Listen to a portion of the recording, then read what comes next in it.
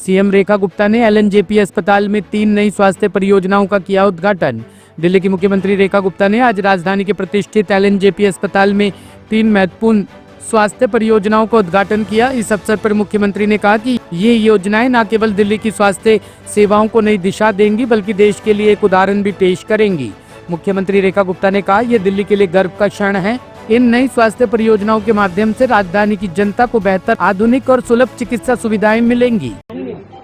आज हम लोग अपने लोकनायक जयप्रकाश अस्पताल की विजिट पे आए और यहाँ पे 3 नए प्रोजेक्ट्स का उद्घाटन किया।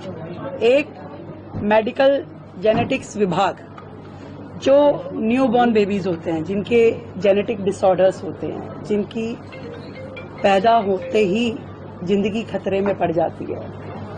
लाखों माँ बाप अपने न्यूबॉर्न बेबी को, नवजात शिशु को हाथों में लिए दर दर की ठोकरें खाते हैं, अस्पतालों के धक्के खाते हैं कि कैसे मेरा ये बच्चा जिसको मैंने मन्नतों से मांगा, इसकी जान बच जाए, और किसी के पास कोई समाधान नहीं होता था।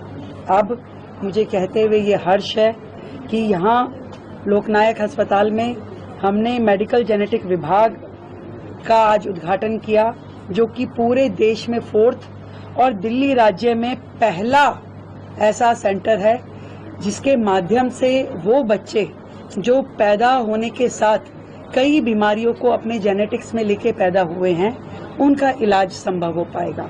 ये प्रधानमंत्री नरेंद्र मोदी जी का विजन था जी कि हर मेडिकल कॉलेज के साथ साथ इस तरीके का मेडिकल जेनेटिक विभाग जरूर होना चाहिए, जिससे लोगों को ऐसी असंभव इलाज दिखाने वाली बीमारियों को भी इलाज मिल सके। और मुझे बड़ा हर्ष है कि दुर्लभ बीमारियों के लिए सेंटर ऑफ एक्सीलेंस के माध्यम से आज यहाँ ये विभाग हमारा न केवल बच्चों में जो जन्म से बीमारियां हैं, जेनेटिक डिसऑर्डर्स हैं, उनका इलाज कर पाएंगे, बल्कि एक बूंद खून के माध्यम से उनके जेनेटिक्स में जितना भी प्रॉब्लम्स हैं उसको भी सर्च कर पाएंगे। उनके एक बूंद खून के माध्यम से इतनी एक्स्ट्राऑर्डिनरी मशीनें यहाँ पे अब उपलब्ध है कि उनका डीएनए से लेकर के हर चीज यहाँ संभव है।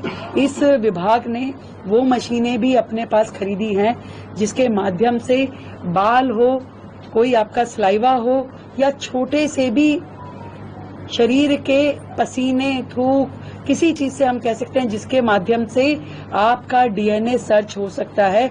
ये बहुत बड़ी बात है। और इसी तरीके से यहाँ पे जो एक विभाग आज जिसका हमने उद्घाटन किया, नेट टेस्टिंग, जो न्यूक्लियोसाइड एसिड टेस्टिंग है, जिसमें आज हम ब्लड डोनेशन इतने मास स्केल पे चलता है। लोगों को जीवन बचाने के लिए जब ब्लड यूनिट की जरूरत होती है और उसको किसी टेस्टिंग लैब में भेजा जाए कि डोनर के ब्लड में तो कोई प्रॉब्लम नहीं है, कोई बीमारी नहीं है, उसको जांचने के लिए अभी तक 45 दिन का समय लगता था। पहली बार दिल्ली में इन हाईटेक मशीनों को खरीदा गया, जिसके माध्यम से विद इन 2 डेज आप उस खून के अंदर किसी भी प्रकार की बीमारी को जांच सकेंगे और उसको क्लियर पाया जाने पे जिसका जीवन बचाने के लिए खून देना है वो खून दिया जा सकेगा। इसी तरीके से एक और यूनिट जिसका आज हमने उद्घाटन किया है, स्तनपान प्रबंधन इकाई, यानी लैक्टेशन मैनेजमेंट यूनिट।